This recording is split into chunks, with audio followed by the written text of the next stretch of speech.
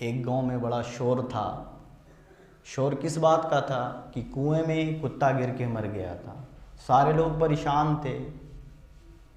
इमाम साहब ने बतलाया कि 100 डोल पानी निकाल लो, कुआं पाक हो जाएगा। 100 डोल पानी निकाल लिया गया, लेकिन कुएं से बदबू आ रही थी। लोग परेशान होके फिर इमाम साहब के पास गए तो इमाम साहब ने कहा 200 डोल निकाल लो।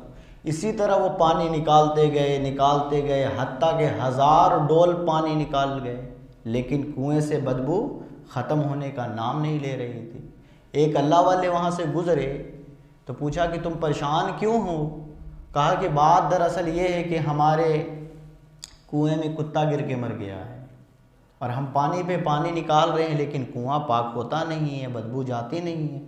तो उस अल्लाह वाले ने जवाब दिया, क्या तुमने कुएं से कुत्ते को निकाला है? कहा कि नहीं, कुत्ते को तो नहीं निकाला है। तो कहा कि फिर क़यामत तक पानी निकालते रहो, कुआं पाक नहीं होगा।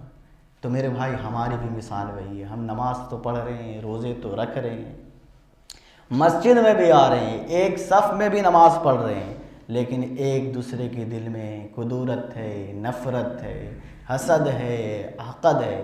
तो ये कुत्ता तो यहाँ सड़ा महक रहा है, जब तक नहीं निकलेगा कोई फ़ायदा